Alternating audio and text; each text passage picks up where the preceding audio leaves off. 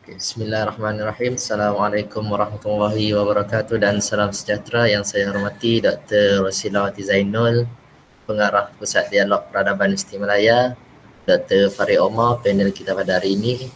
Jadi kembali lagi kita dalam siri dialog bulanan yang dianjurkan oleh Pusat Dialog Peradaban Universiti Malaya. Jadi sedikit perkenalan, panel kita pada hari ini adalah Dr. Muhammad Farid Hafiz bin Muhammad Omar, iaitu pensyarah Faculty of Leadership and Management daripada Universiti Sains Islam Malaysia. Beliau merupakan pemegang PhD daripada Universiti Malaya, Akademi Pengajian Islam Universiti Malaya. Dan tajuk perbincangan atau tajuk yang akan dihuraikan oleh Dr. Farid Omar pada hari ini adalah berkenaan dengan interfaith leadership. Jadi saya akan berikan sesi ini kepada Dr. Farid Omar dan dipersilakan kepada kesemua para penonton untuk mendengarnya. Disilakan. Baik, Alhamdulillah. Terima kasih banyak kepada saudara Ahmad Muhammad atas aluan terbentang tadi yang saya muliakan dan kasihi Profesor Madya Dr. Rosilawati Zainul, Pengarah Pusat Dialog Peradaban Universiti Malaya, dan yang saya kasihi dan saya sanjungi para pendengar yang berada di dalam sesi ini, insya-Allah. Assalamualaikum warahmatullahi wabarakatuh. Pertama-tamanya syukur kepada Allah Taala dan kita bertemu pada hari ini secara maya dalam siri dialog peradaban yang dilakukan, yang dianjurkan oleh Pusat Dialog Peradaban Universiti Malaya. Saya ingin ucapkan amat terima kasih kepada Pusat Dialog Peradaban melalui Profesor Maya Dr. Rosilawati Zainul dan juga Dr. Alwani Ghazali yang sudi menjemput saya untuk memberi perkongsian dalam sesi dialog bulanan ini, yang mana saya mengharapkan insya-Allah apa yang dikongsikan ini akan memberi kefahaman dan juga mencerahkan perkara-perkara yang tersimpul dan insya-Allah seterusnya bertukar ataupun kemudiannya menjadi satu tindakan secara bersama untuk kita membangunkan ataupun mencipta satu tamadun ataupun kita kata kerangka kehidupan bermasyarakat yang lebih baik insya-Allah di Malaysia secara umumnya, dan khususnya kita dapat membina kesejahteraan kehidupan beragama ataupun antara masyarakat yang berbilang kaum di negara kita Malaysia yang tercinta ini. Baik, Alhamdulillah, saya syukur kepada Allah Taala atas peluang ini dan insya-Allah saya akan mulakan perkongsian saya. Ini bukanlah macam sesi pengajaran dan sebagainya. Saya harap perbincangan kita hari ini agak santai dan mungkin di akhir sesi nanti tuan-tuan, puan-puan yang ada persoalan boleh anjurkan kepada Pusat Dialog Peradaban dan kemudiannya mungkin insya-Allah saya akan jawab atas sebarang kekhilafan atau persoalan yang dibangkitkan insya-Allah. Jadi saya ingin mulakan perbincangan saya ini dengan saya berkongsi slide saya.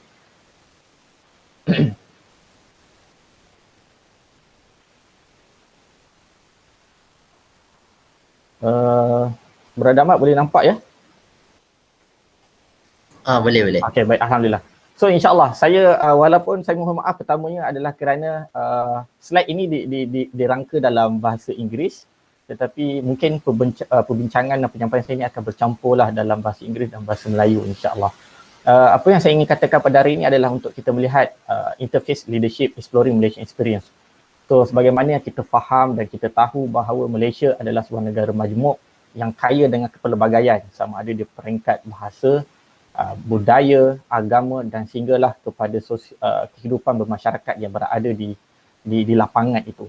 Dan apa yang lebih kita boleh membanggakan ataupun keunikan Malaysia itu sendiri adalah bila mana sehingga hari ini kita dapat masih lagi berada dalam keadaan yang kita katakan ataupun kita akui bahawa kita berada dalam keadaan yang harmoni, damai, dan kita dapat bergerak sederak ke hadapan dalam membangunkan negara kita walaupun beberapa krisis secara sejarahnya telah berlaku di dalam negara kita. Namun apa yang saya ingin katakan, kenapa tajuk kepimpinan antara agama itu juga menjadi tunjang kepada keharmonian dan juga kestabilan negara kita ini. Walaupun dalam banyak-banyak kajian sebahagiannya itu tidaklah memfokuskan kepada kepimpinan antara agama ataupun interface leadership ini, tetapi suka saya katakan bahawa mereka ini sebahagiannya ataupun kita boleh faham mereka berada di lapangan dan mereka melakukan tindakan mereka untuk negara. Cuma mereka tidak berada di dalam kita kata konteks kehadapan. atau jarang mereka ni mendapat spotlight yang sewajarnya. Kalau saya boleh mulakan juga bahawa interface leadership ataupun perbincangan berkenaan dengan interface leadership di dalam konteks Malaysia ini, setakat bacaan saya tak nampak lagi yang secara spesifik menyatakannya. Tetapi bau-bau ataupun ke arah itu ada. Kita ada interface dialog punya discourse, kita ada perbincangan berkenaan dengan dialog antara agama ataupun social interaction sebagai contoh, social integration. Semua itu ada dalam perbincangan ataupun literature yang kita boleh dapati sama dalam jurnal, buku dan sebagainya, yang menunjukkan bahawa kita ini ada masyarakat majmuk. Namun aktor-aktor yang membentuk kemajubukan negara ataupun aktor-aktor yang membentuk kestabilan, keharmonian antara agama ataupun antara masyarakat yang berada di Malaysia itu, setakat bacaan saya kurang untuk memberi fokus kepada kepimpinan antara agama. Siapakah mereka, apa yang mereka buat dan bagaimana untuk kita nilai keadaan mereka itu. Sebab itu dalam hal ini saya suka bawa dalam keadaan kita cuba melihat adakah mereka ini ataupun interface leadership ini betul-betul wujud. Adakah mereka ini selepas ini perlu kehadapan untuk menonjolkan diri, adakah, dan dalam masa sama juga adakah mereka ini diterima dalam konteks kefahaman agama maupun kefahaman budaya ataupun kefahaman norma masyarakat pada hari ini, ataupun sebaliknya interface leadership ini ditolak atas faktor-faktor tertentu, atas isu-isu yang tertentu. Baik, kenapa perkara ini saya bawa? Untuk makluman tuan-tuan dan perempuan, dalam perbincangan interface dialog, seperti dalam banyak penulisan dan sebagainya, seperti saya katakan tadi, tidak dipelopori dalam banyak negara majoriti Muslim. Bahkan interface leadership ini dipelopori dalam banyak literature yang didominasi oleh masyarakat, yang didominasi oleh penduduk ataupun masyarakat beragama Kristian khususnya.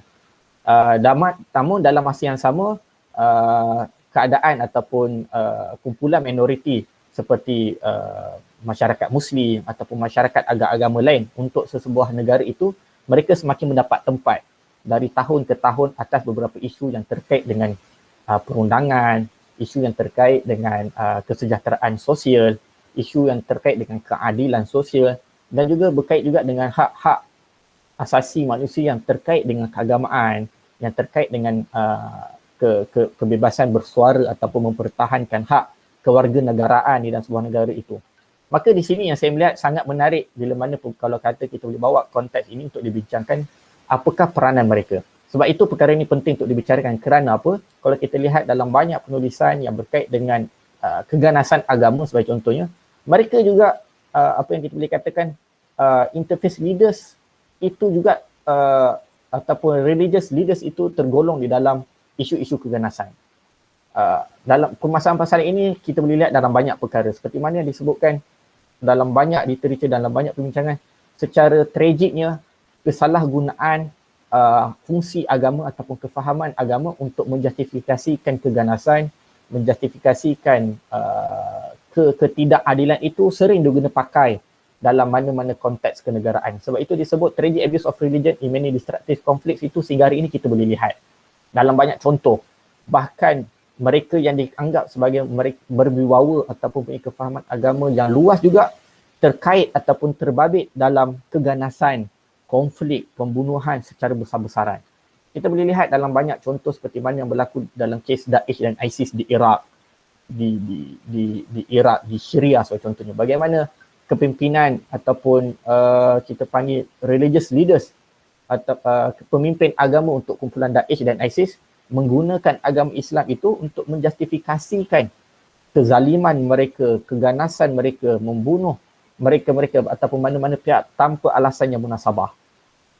Sebab itu antara dan seterusnya dalam contoh yang lain dalam isu Muslim Uyghur di China sebagai contohnya pun sama juga.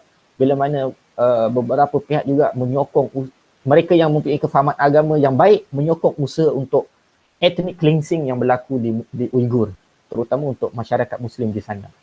Hari ini sehingga hari ini perbincangan ini sering dibangkitkan dan dipersoalkan. Begitu juga dengan isu Rohingya di Myanmar.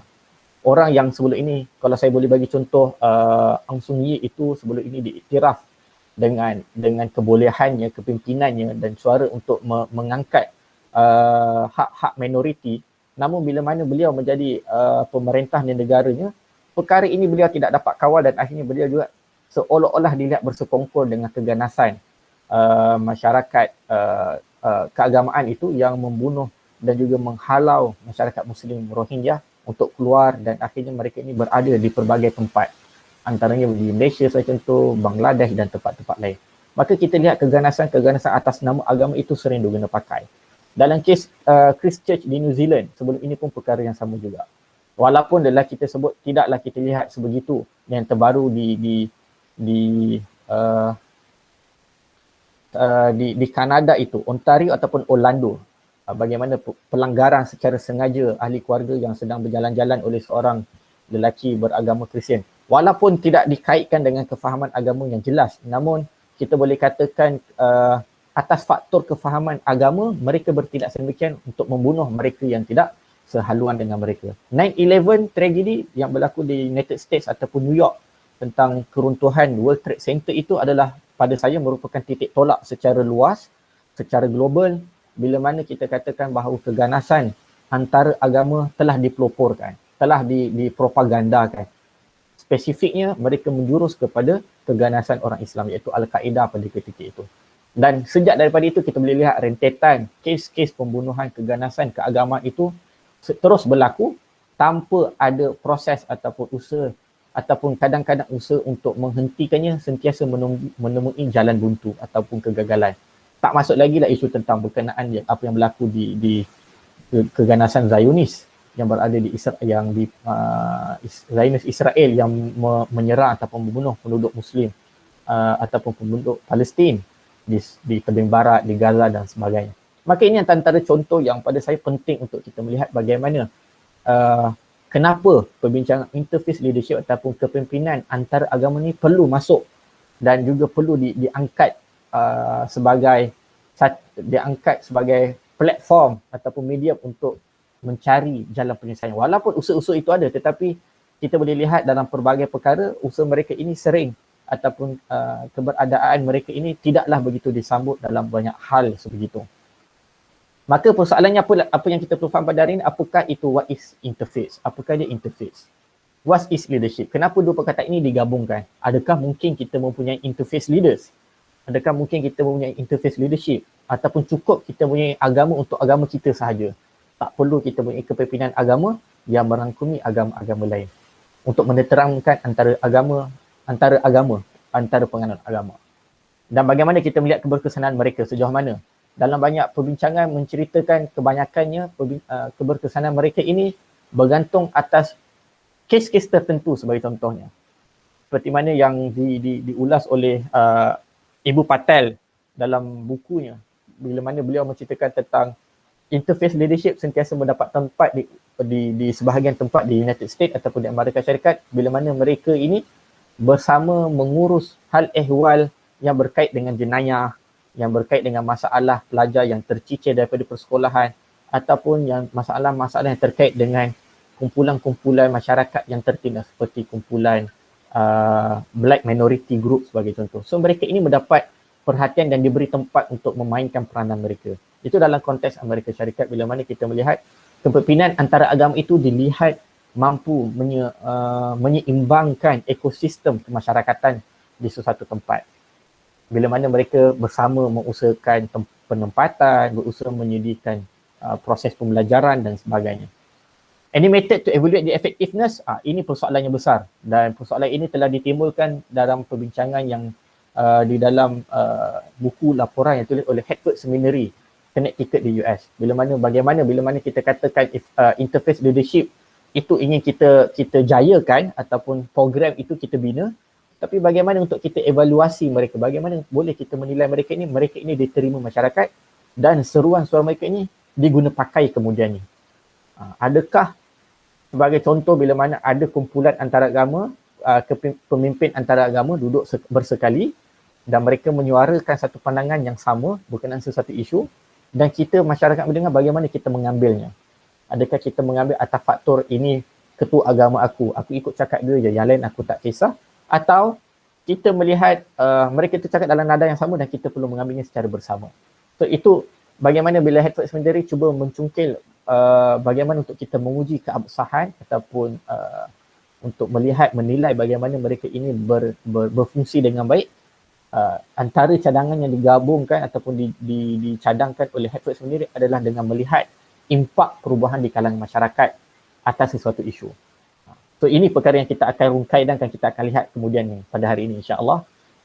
Bagaimana, adakah dalam Malaysia wujud perkara-perkara ini ataupun boleh kita nilai perkara-perkara ini. Roles of interface leaders, promoting justice, equality, fairness, virtues, coexistence. So ini kefahaman yang mudah. Bila mana kita kata pastilah interface leadership ataupun interface leaders, pemimpin antara agama itu, mereka perlu mempunyai kefahaman yang sama untuk menggalakkan kehidupan bermasyarakat yang lebih baik. Mereka mestilah mengangkat nilai-nilai norma universal yang dipegang ataupun disarankan oleh semua agama, termasuk apa yang disarankan dalam kitab-kitab agama mereka. Kalau kita buka dalam banyak buku yang berkaitan dengan interface discourse, interface dialogue ataupun interface values sebagai contohnya, isu nilai tentang keadilan, nilai tentang kezaliman, nilai tentang kebaikan, nilai tentang kejahatan, nilai untuk hidup secara bersama, ini antara nilai-nilai universal yang dikongsi secara bersama dalam kebanyakan kefahaman antara agama. Walaupun dalam masa yang sama, sesetengah kumpulan agama itu mereka menganggap mereka itulah adalah kumpulan yang lebih baik. Sebagai contoh, dalam banyak hal, dalam kes Zionis Israel sebagai contohnya, mereka itulah kumpulan yang paling baik berbanding kumpulan masyarakat umat yang lain. Sebab itu mereka melakukan kerosakan dan sebagainya, orang Yahudi sebagai contohnya. Begitu juga dalam hal-hal yang lain. Seperti contoh dalam kes apa yang berlaku di Myanmar, itu mereka menyatakan mereka saja berhak untuk tinggal di dalam bumi Myanmar. Orang Muslim Rakhine ataupun Rohingya itu tidak layak untuk berada di situ. Mereka dituduh adalah penduduk asal kepada Bangladesh. Begitu juga apa yang berlaku di India pada hari ini. Keganasan yang berlaku di sebahagian kawasan India disebabkan perselisihan antara agama dan perebutan kuil dan juga masjid itu telah menyebabkan norma ataupun nilai sejagat itu tidak diharmonikan ataupun tidak diamalkan, maka akhirnya telah menyebabkan pembunuhan beramai-ramai, ethnic cleansing itu berlaku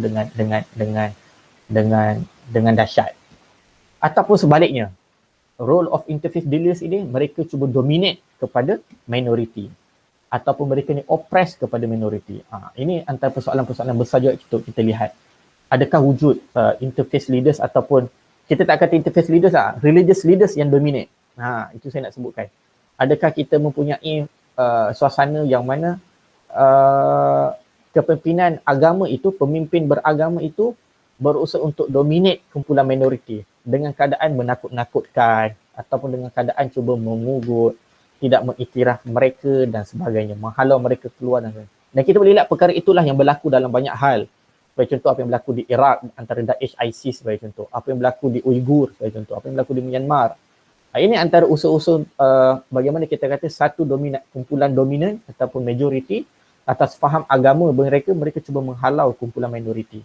Dan perkara ini juga kalau kita lihat dalam konteks negara kita, ia juga berlaku dan sering sebahagian agamawan mana-mana pihak lah pada saya juga menimbulkan ketegangan ini.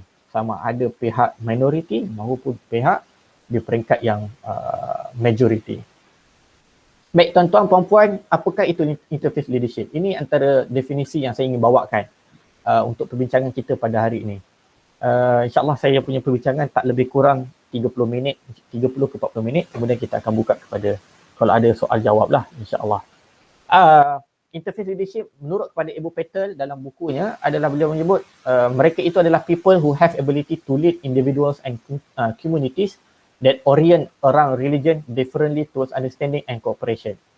So which is what we can understand from this definition is the ability of religious leaders to gather people around him or around her regardless of the level of understanding on their specific religion, and then they can respect each other, understand each other, and then cooperate for the greater cause, the greater good cause in the future. So this is the way how Ibu Patel he try to manifest the understanding of interfaith leadership by looking at the ability of religious leaders who has a good understanding on his religious teaching, and then later on he can call people or call up other people to join him or to join her to do something good for the better of the society.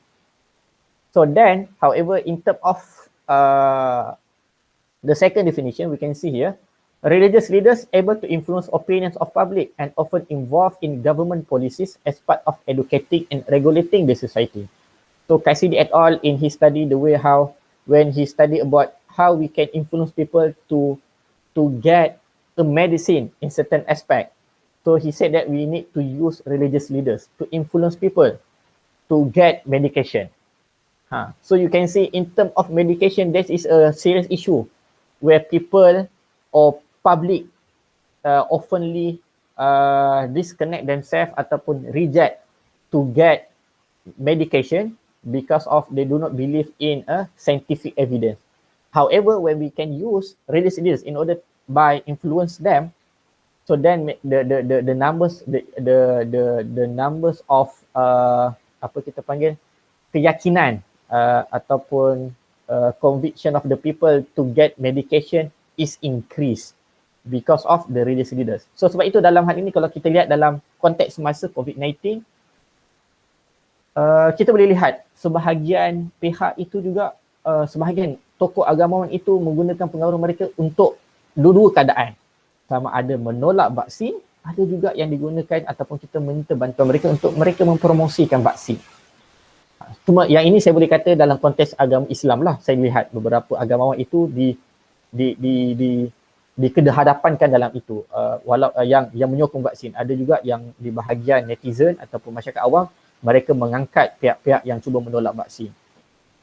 Dan perkara ini tidak pelik bila mana berkaitan dengan medication ini, sebab saya pernah juga join satu webinar yang dianjurkan oleh Lutheran Church pada 3 ataupun bulan lepas.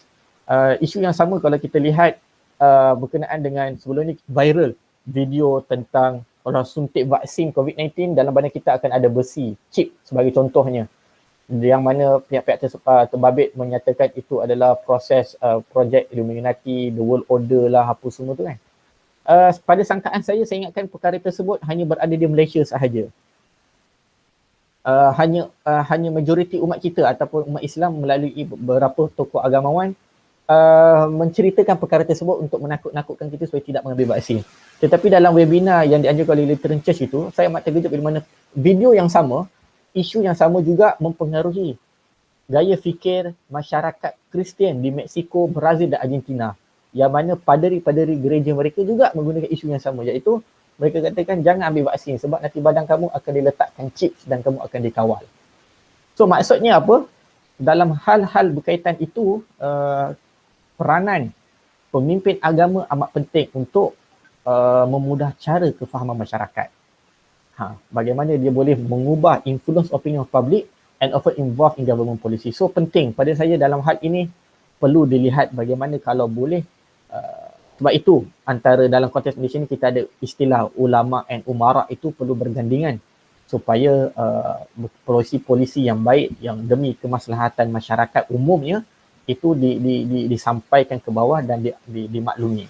Dan untuk kefahaman yang ketiga, definisi yang ketiga disebut adalah religious leaders are responsible to increase the religiosity of its followers, and in Islamic perspective it concerns on ilm imperative and islahi imperative, this world and after.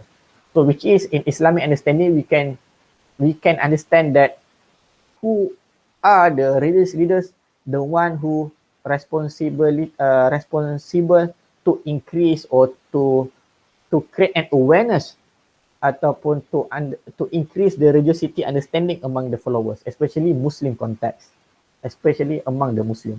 So that's why, however, although we are encouraging these religious leaders to influence people to increase their religiosity understanding, but the understanding must be balanced in terms of this world and also the after the world.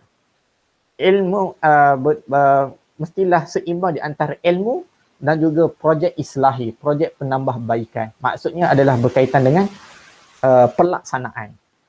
Sebab itu saya datangkan diagram ini, iaitu bermula dengan ilm dan islah, yang mana memang merupakan foundation ataupun batu asas dalam kefahaman Islam. Kemudian kita perlu educate dan regulating people to follow, and then later on it will create a new understanding between the people. So I think this is really important when we said that the concept of interfaith leadership that we can we can practice in our country. Okay, this is the framework and values in interfaith leadership based on these 3 books. So alhamdulillah saya menilai dan juga melalui bacaan antara 3 buku besar ini, perkara yang amat penting bila mana kita katakan interfaith leadership mesti juga terlibat dengan dialog, mesti juga terlibat dengan nilai-nilai apakah yang dibawa di dalam interfaith leadership tersebut. Maka interfaith leaders, pemimpin beragama itu perlu mempunyai 6 ciri tersebut daripada buku Muslim Cosmopolitan yang ditulis oleh Prof. Khairul Al-Junaid dan buku yang ditulis oleh Adab Dialog dalam Islam ditulis oleh Dr. Syekh Muhammad Tantawi dan juga Islamic Civilization and the Modern World yang ditulis oleh Profesor Osman Bakar, Profesor Emeritus Osman Bakar. So saya rasa 3 buku ini mencerminkan satu gabungan value dan framework yang amat baik untuk kita gerak ke hadapan membangunkan interface leaders di dalam komuniti kita, negara kita untuk menjadikan satu contoh kepada dunia luar. Berdasarkan apa? Pertama, berdasarkan truth and just, berdasarkan kebenaran dan juga keadilan. Ini penting untuk supaya mana-mana agama pun, pemimpin agama, bila mana mereka mempunyai konsep ini, mereka jelas. Sebab keadilan dan juga kebenaran itu adalah satu perkara yang memihak kepada semua agama. Cuma dalam hal kebenaran itu, kat sini mungkin sedikit perlu berhati-hatilah sebab bila kita katakan dalam perbincangan yang lain, bila kita kata kebenaran, ada juga perbincangan menyatakan interfaith leadership ini dalam circle pluralism, iaitu tiada kebenaran, no absolute truth. But for me, in our context, in Malaysian context, the absolute truth, yes, we have to understand that Islam is, although Islam under the constitution as a federal religion, for example, but we have to respect that Islam is the majority religion of the majority of population here in Malaysia, Muslim as well as Chinese Muslim, Indian Muslim and the rest. And then the truth itself must be based on we respect the law ataupun constitution that entail our action. Itu dia punya kerangka besar dia.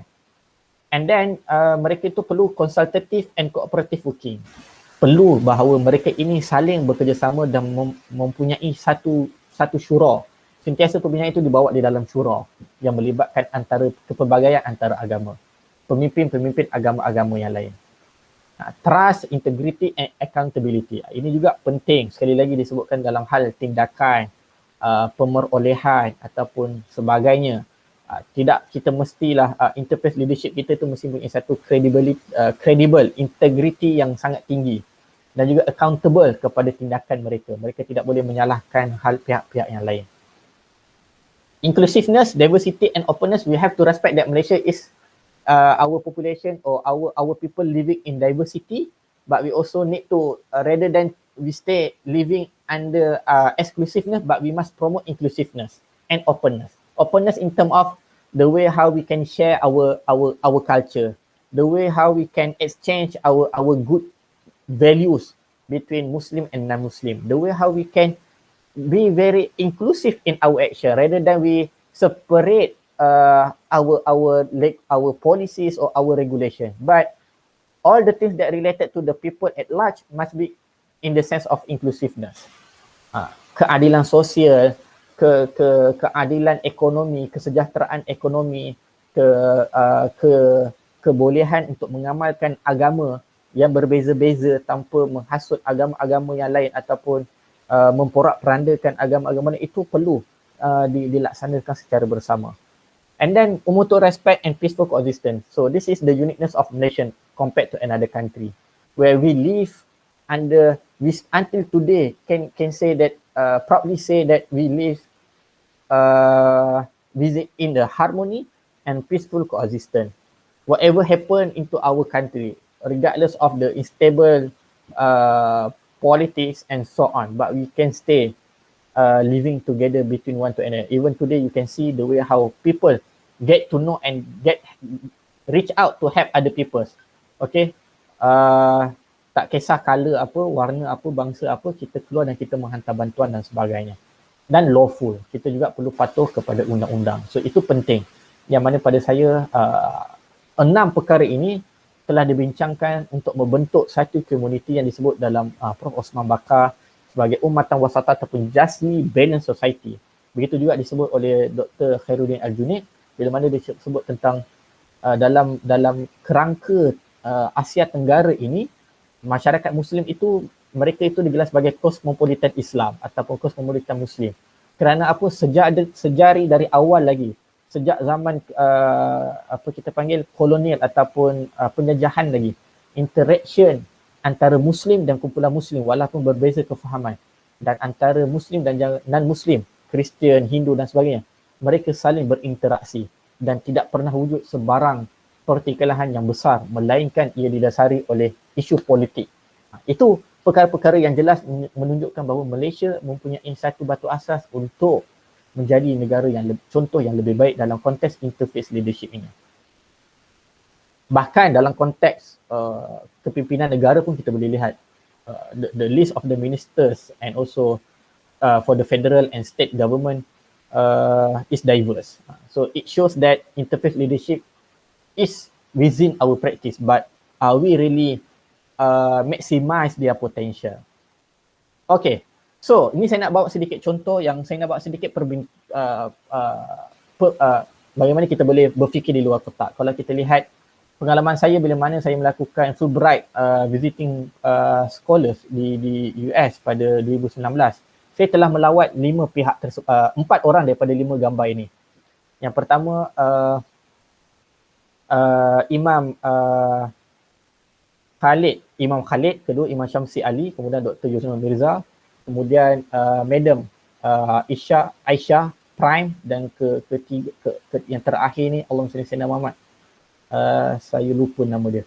But mereka ini dianggap sebagai pihak yang berusaha di Amerika Syarikat untuk menonjolkan ataupun mempromosikan interface leadership di dalam konteks kenegaraan United States, dan mereka sentiasa mendapat perhatian dalam perbincangan-perbincangan ataupun aktiviti-aktiviti yang mereka jalankan.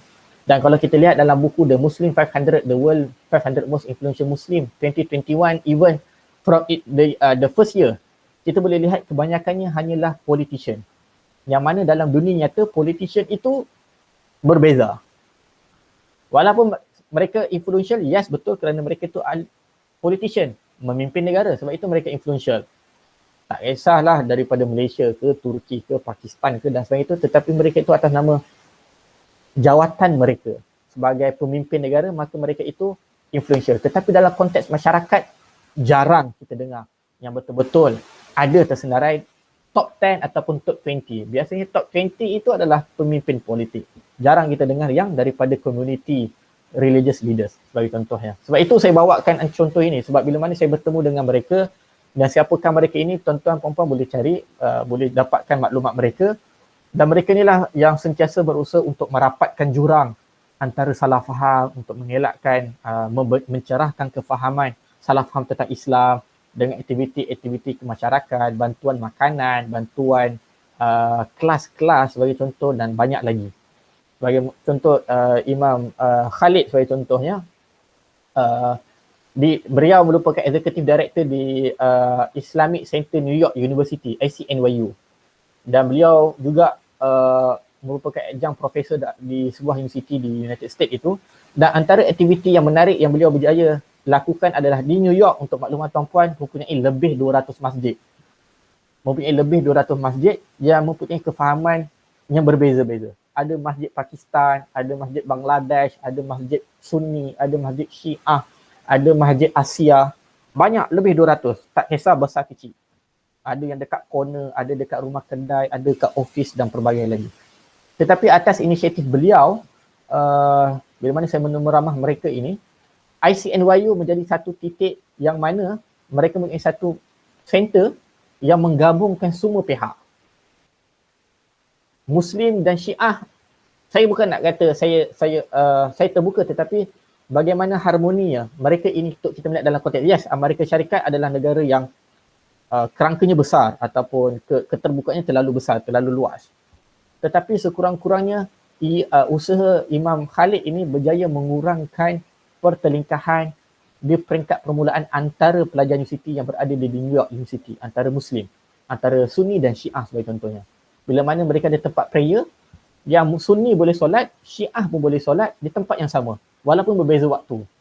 Sebagai contoh. Bila mana saya melawat mereka dan saya solat di sana, so saya dapat melihatlah, ada bukan 2 jemaah, bergilir. Mula-mula kumpulan Sunni sembahyang, kemudian kumpulan Syiah sembahyang. Dan dalam masjid yang lain juga saya dapat lihat juga bagaimana kumpulan Syiah diberi tempat untuk solat di masjid walaupun dalam konteks Malaysia berbeza. Saya bukan nak katakan ia terbuka, tetapi maksud saya adalah bagaimana kita boleh melihat untuk membina kefahaman yang jelas, menghormati itu. Kita menghormati mereka dan mereka menghormati kita juga. Imam Syamsi Ali adalah warga negara Indonesia, tetapi mungkin madrasah yang hebat di New York itu, dan juga beliau juga sering berada di hadapan bila mana ada majlis-majlis besar ke majlis-majlis kerajaan di Amerika Syarikat mewakili kumpulan Muslim. Walaupun antara praktis yang beliau ketika saya bertemu dengan beliau itu, beliau menceritakan pengalaman tentang membaca doa secara sepentas yang mana di negara kita pernah menjadi isu pada 2018 atau 2019. Yes, dalam konteks kita berbeza. Tetapi di Amerika Syarikat sering beliau katakan bila mana Islam itu komuniti Muslim, bila mana sesi baca doa ataupun angkat sumpah secara orang Islam sentiasa berada di akhir. Yang mana akhir itu pada dia satu pengiktirafan kepada masyarakat Muslim dalam konteks sebagai agama yang paling benar. Dan itu antara bagaimana beliau. Dr. Yunus Mirza antara rising scholars in United States. He has been in Malaysia in 2018, early 2018 in ISTAC. He wrote books about interface between Maryam, Muslim and Christian, and he also involved in civic engagement. He actively promote about to have civic engagement between religious leaders or religious youths, religious leaders. So bila mana saya bertemu dengan beliau menceritakan apa projek yang beliau lakukan dan sebagainya. Begitu juga dengan yang lain-lain. So saya rasa ini perkara yang kita boleh lihat, dan di manakah Malaysian figure, siapa yang kita boleh namakan hari ini dalam konteks Malaysia yang kita katakan mempunyai kaedah yang sama ataupun mempunyai kefahaman yang sama. Dalam hal kemasyarakatan kita tak nafikan ada beberapa pihak. Kita tak nafikan peranan yang dimainkan oleh Ustaz Abid Liu sebagai contoh pada hari ini berjaya menyantuni masyarakat yang pelbagai. Ataupun beberapa politician juga sebegitu. Agamawan juga ada yang sebegitu. Tapi kita tidak mahu jadi yang seperti viral baru ni bila mana ada satu ustaz itu yang memberi bantuan, tetapi sebaliknya. Beliau itu kita boleh katakan sebagai mungkin tokoh agama ataupun pemimpin masyarakat, tetapi menyindir, membuka aib masyarakat secara terbuka dan direkodkan, itu pada saya satu perkara yang tidak sepatutnya berlaku.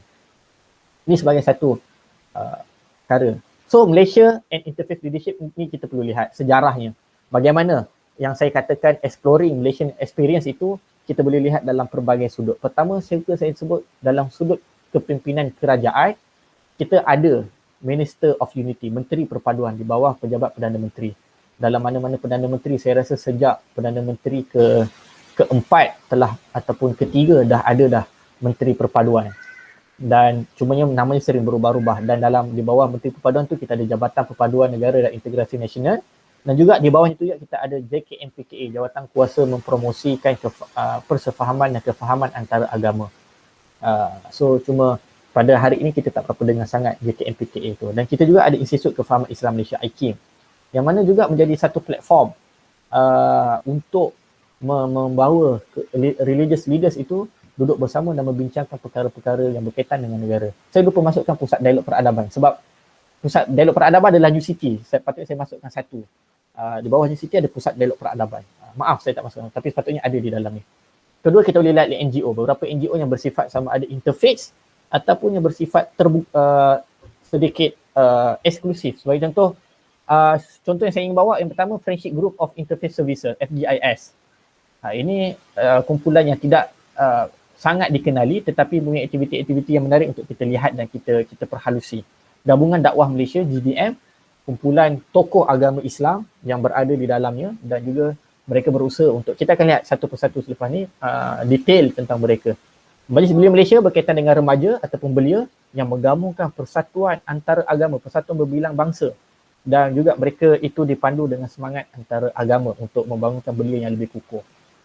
MCCBCHST, ini juga persatuan yang sudah lama kita tak dengar, tetapi kadang-kadang itu ada sedikit isu yang terkait dengannya.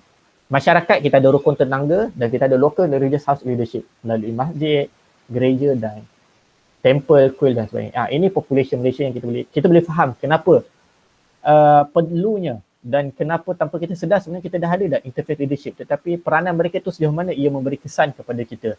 Berdasarkan populasi kita boleh lihat kepelbagaian dan ke pelbagai warna kita ini menunjukkan bahawa kita mempunyai satu masyarakat yang amat baik dengan populasi hampir 35 juta dengan pecahan majoritinya Muslim, Bumi Putera dan yang lain itu mengikuti, tetapi ia tidak menghalang untuk kita mempunyai kefahaman kukuh dalam hal berkaitan dengan interfaith leadership ini.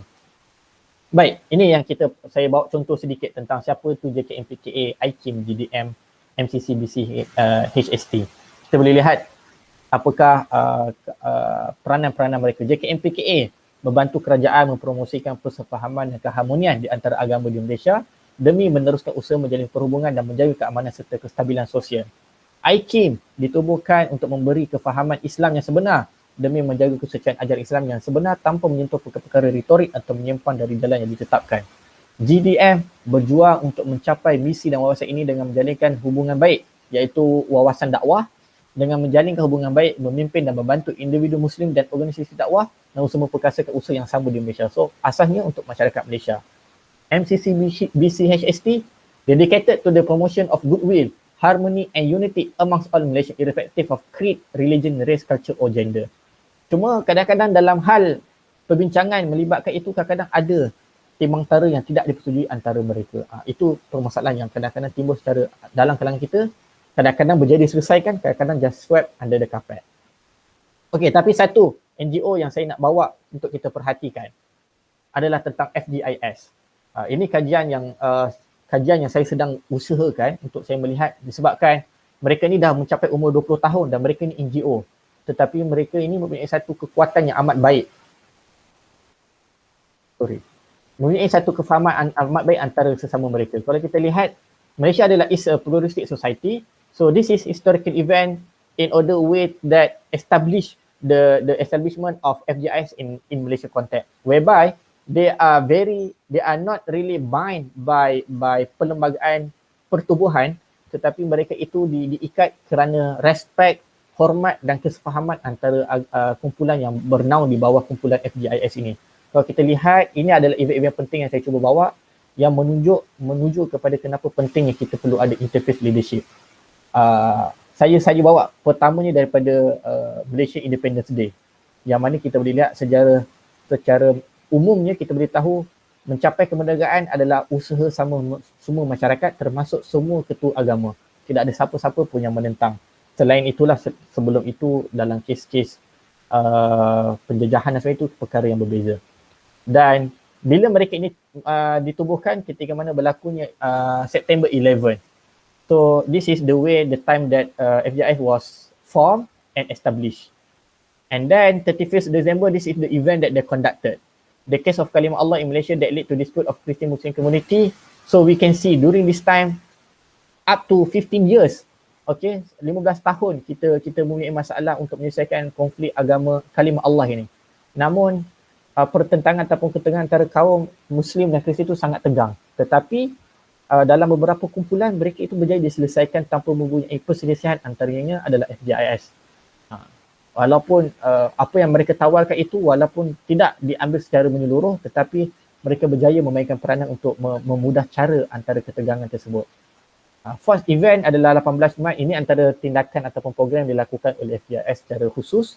Mereka menunjukkan solidariti kepada kehilangan MH370 yang kita kalau ada gambarnya tuan-tuan puan-puan boleh cari bila mana kita sama-sama berada di Masjid Besi atau Masjid Sultan Zainal Abidin Putrajaya sambil mengadakan lawatan ke masjid dan kita memberi faham tentang Islam, dan juga mereka ini menunjukkan simpati mereka ke atas kehilangan kapal terbang tersebut. Kemudian pada tahun yang sama bulan Julai pula ketika bulan puasa kami mengadakan iftar muhibah, mereka mengadakan iftar muhibah dan mereka juga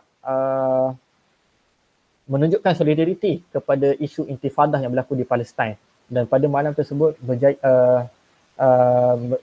program tersebut berjaya mengumpul lebih kurang 25,000 duit untuk dihantar kepada Palestin yang dikumpulkan oleh agama-agama yang berbeza. Kemudian bantuan banjir di Kelantan, mereka turun ke lapangan bersama dengan MBM, dan pada 11 Jun 2021 baru ini mereka menyambut ulang tahun penubuhan mereka selama 20 tahun. So saya rasa satu pencapaian amat baik yang ditunjukkan oleh FDI. Sebab itu saya sebut FDI is the leading organisation in this sense in term of interface leadership.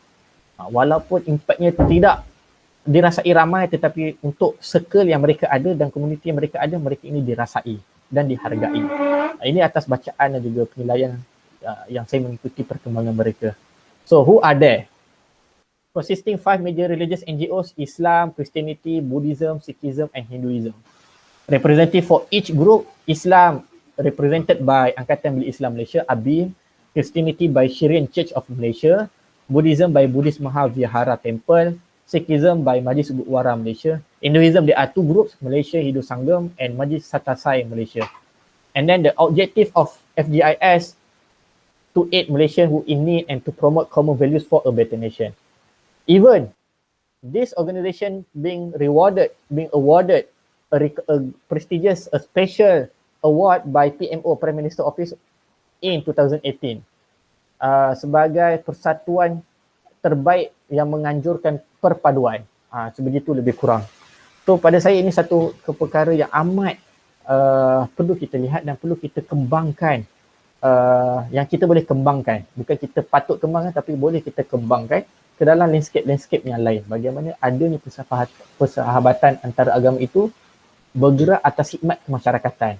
Kalau kita tengok logo mereka ni atas faktor truth, right, construct, peace, love dan non-violence. So itu adalah nilai-nilai universal yang mereka bawa dan mereka cuba anjurkan di kalangan mereka. Sebab itu kalau tuan-tuan perempuan melihat video ketika mereka menyambut sambutan 20 tahun baru 11 Jun baru-baru ni, mereka menyatakan bahawa mereka tidak, antara kerja mereka ataupun kerjasama yang mereka ada, kefahaman mereka adalah mereka tidak berselisih berkaitan dengan theological aspect.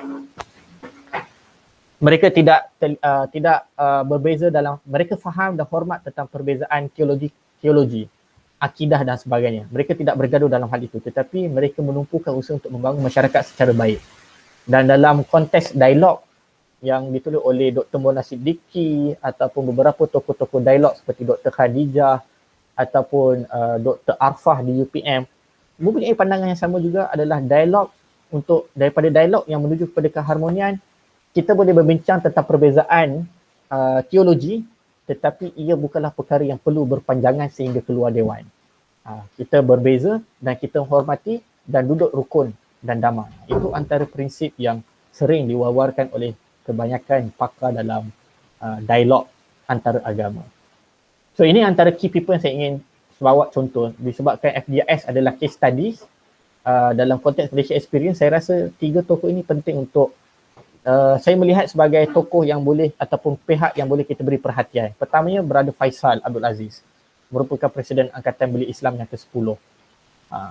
He also former President of Persatuan Kebangsaan Pelajar Islam Malaysia and published a book entitled Islam Perkara Reformis Masa Hadapan.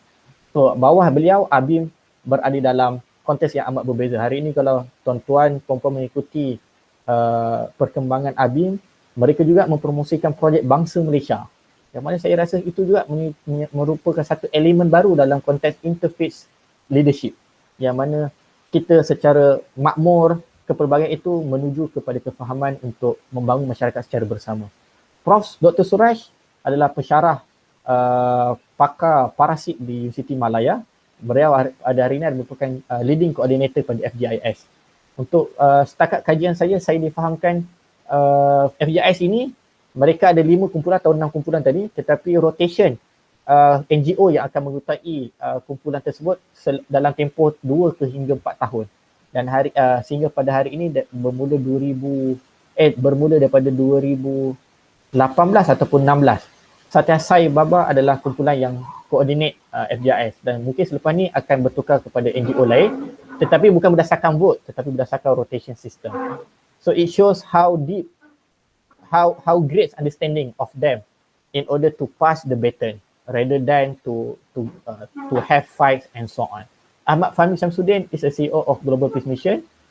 Merupakan juga antara anak muda yang kita boleh lihat berjaya, yang baru-baru ni juga membawa idea tentang Al-Aqsa Defender yang menggabungkan semua NGO pertubuhan untuk memberi fokus kepada Palestin Dan beliau juga sering berhadapan dalam isu-isu keagamaan di antara belia ini. Beliau terlibat dalam membangun, melatih apa kita panggil volunteer, sukarelawan di KBS untuk berkhidmat di negara-negara bergolak.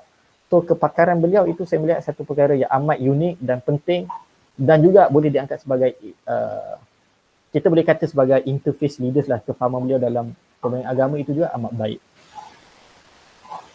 Dan beliau bergerak aktif dalam GPM yang merupakan NGO kemanusiaan. Atas faktor kemanusiaan itu, kita boleh lihat bagaimana interface leadership itu mampu berperanan dengan sempurna.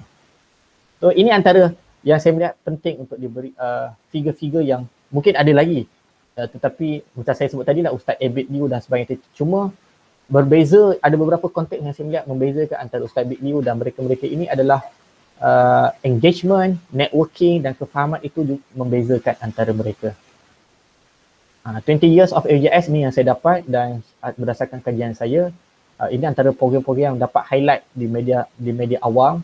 Antara key projek yang FJS lanjutkan adalah Iftar Muhibbah setiap tahun. Muhibbah Sport, mereka pernah adakan Muhibbah Sport yang menggabungkan antara kaum dan agama. Dan bahkan tokoh agama pun bermain sukan, badminton, futsal, bola jaring dan sebagainya. Dan pasukan yang dibentuk bukan pasukan berasingan. Ini yang saya difahamkan. Mereka membentuk pasukan bercampur. Satu perkara yang kita jarang lihat dalam banyak tournament di luar sana. Divine Wine adalah visiting religious house, seperti mana kita boleh lihat ini gambar-gambar mereka melakukan program menziarah rumah-rumah agama yang berada di dalam negara kita, dan humanitarian aid seperti saya sebut tadi, banjir dan sebagainya. Jadi tuan-tuan perempuan, apa masa depannya untuk interface leadership di Malaysia? Terutama dalam konteks semasa bila mana kita dilanda COVID-19. Saya rasa ini satu tempoh untuk kita reset semula. Kita lihat bagaimana dengan pandemik COVID-19 ini berupaya untuk kita menilai semula keberadaan kita dan untuk kita bergerak ke depan dengan lebih mapan dan lebih bersama. Bila mana isu-isu baru yang keluar yang perlukan perhatian semua pemimpin agama. Ia tidak berlaku dalam konteks agama itu saja, agama ini saja. Tetapi ia berlaku di dalam masyarakat yang begitu kompleks. Tentang sebagai contoh mental illness, anxiety, depression, bukan orang Cina saja, bukan orang Islam Melayu saja. Kita perlu lihat dalam banyak data yang merangkumi semua. Cuma kita tak dengar lagi je. Sebagai contoh saya boleh sebut, tak ada dengar lagi orang asli ada depression. Tapi mungkin ada, mungkin tidak. Tetapi kalau kita go down, mungkin kita boleh jumpa. Tetapi kalau tidak, kita boleh cari kenapa mereka tidak mempunyai mental illness, kenapa mereka tidak ada depression. Mesti ada faktor di situ. Tetapi yang lebih utama, dalam kalangan kita, antara kawan-kawan kita yang sama agama ataupun beza agama, mereka punya masalah ini. Dan apakah peranan interface leadership ataupun interface leaders untuk mengharmonikan ataupun menyantuni masalah-masalah ini. Kalau kita lihat baru-baru ni, bila mana, sebagai contoh je, saya bawa contoh bila mana masjid telah dibuka di wilayah Kuala Lumpur untuk solat berjemaah, komen-komen netizen agak dahsyat kalau kita lihat. Dan mereka katakan kalau justifikasi yang diberikan adalah kerana menyantuni masyarakat Islam yang ada depression dan sebagainya untuk mereka solat. So ada yang menyatakan depression itu juga berlaku di dalam kaum agama lain. Kenapa kuil mereka tidak dibuka, kenapa gereja mereka tidak dibuka. So ini antara isu-isu yang perlu kita lihat secara bersama, bukan secara terasing. Education for all, digital education juga adalah isu semasa yang kita boleh lihat ia melanggar ataupun melewati semua negara, semua pihak, semua kaum, semua agama. Masalah digital poverty is not only an issue to any specific community, but it address to all. It happens to all. Sebab itu kita perlu lihat tokoh agamawan, kepimpinan antara agama perlu berganding bahu untuk membangunkan perkara ini, untuk melihat bahawa education itu adalah hak asasi untuk semua pihak. Family institutional survival, economic and social, you can see the way how today people openly declare that they had suicide attempt, for example, ataupun ada abusive di dalam rumah tangga, penderaan, kanak-kanak, pukul isteri, pukul suami, pelbagai isu disebabkan COVID-19 bila mana berada dalam rumah yang terlalu lama. Ini antara perkara-perkara juga perlu diadres oleh kepimpinan antara agama untuk kehadapan.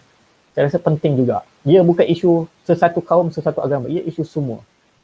Sebab isu kesihatan, isu keluarga, pendidikan adalah universal isu yang terkandung di dalam semua ajaran agama. Kita tidak ada mana-mana agama yang ingin melihat masyarakat mereka sakit, pengikut mereka sakit dan akhirnya mati tanpa ada kefahaman agama yang jelas. Tidak ada mana-mana agama yang menolak institusi keluarga. Tidak ada mana-mana agama yang menolak kesihatan adalah perkara yang utama perlu diberi perhatian. Climate change, ini isu baru tentang Green Project. Malaysia sedang mempunyai masalah yang kita boleh akui bahawa hari ini penggondolan hutan dan sebagainya itu berlaku, kerosakan sungai, pencemaran sebagainya itu sedang berlaku, dan ini juga perlu perhatian dari interface leadership di Malaysia. Bagaimana berkaitan dengan ekosistem hijau seperti gambar bawah ini yang kita boleh lihat dalam perbincangan antara agama. Yang saya difahamkan FGIS dan juga Angkatan Belit Islam Malaysia ABIM ada menganjurkan siri dialog bulanan berkenaan dengan hijau. Dan mereka membawakan pihak-pihak antara agama yang mengangkat isu climate change ini untuk menjadi wahana awam untuk kita pelihara nature kita ataupun iklim kita secara bersama. And then unity, stability and prosperity, stop politicking ini perkara asas yang kita semua maklumlah. Yang kita rasa perlu dihentikan buat masa ini supaya bergerak ke hadapan itu, masyarakat itu dipandu dengan kefahaman agama yang baik dan tanpa ataupun dipandu oleh kepimpinan antara agama yang ikhlas untuk melihat negara ini membangun secara bersama dan hidup secara rukun dan damai. Okay, conclusion. Saya rasa saya ada lagi 2 minit sahaja. Conclusionnya adalah interfaith leadership is a combination of divine command which humanity is the highly expect to focus, where purpose, empathy and caring to become the strategic driving force for state or organization in a disruptive and complex world today. So I think interfaith leadership could be a way of solution in order to get out from this current polemic or complex problem that we face now in our world, especially in our country. So maybe I would like to suggest this interfaith leadership, but I'm not really sure whether it is applicable or workable to do, doable to do, or even in what sense that all religious leaders has a capability to lead our country, but they must be given a role to play in order to stabilize the community, stabilize the society. So referring to the ayat Al-Quran from Surah Al-Baqarah verse 32 and Surah Al-Hujurat verse 13, I combine the verse, the definition of the verse, the mafhum of the ayah. Knowing people one to another and to govern the world justly and responsibly is Khalifah responsibilities today. So saya rasa ayat tentang lantikan Khalifah dan juga letak arafu itu perlu bergandingan dan akhirnya membentuk satu wacana ataupun kefahaman yang lebih baik untuk masa depan negara ataupun tamadun Malaysia itu sendiri di masa hadapan. So saya rasa sampai sini sahaja daripada saya. Mungkin saya kembalikan kepada, terima kasih banyak kepada yang mendengar, tuan-tuan, puan-puan. Saya mohon maaf jika ada kesilapan dan juga mungkin ada perkara yang tidak disetujui, dan saya buka kepada sekian ada sesi soal jawab kemudian ini, dan saya serah semula kepada saudara Ahmad, insya-Allah. Dipersilakan.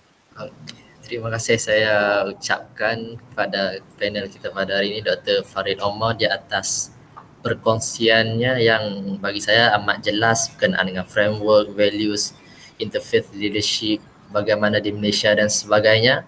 Dan terima kasih juga saya ucapkan kepada penonton sekalian, dan teruskan bersama dengan Pusat Dialog Peradaban Universiti Malaya di atas dan pada siri yang akan datang. Terima kasih banyak-banyak saya ucapkan kepada panel kita pada hari ini. Sekian, Assalamualaikum warahmatullahi wabarakatuh. Assalamualaikum warahmatullahi wabarakatuh.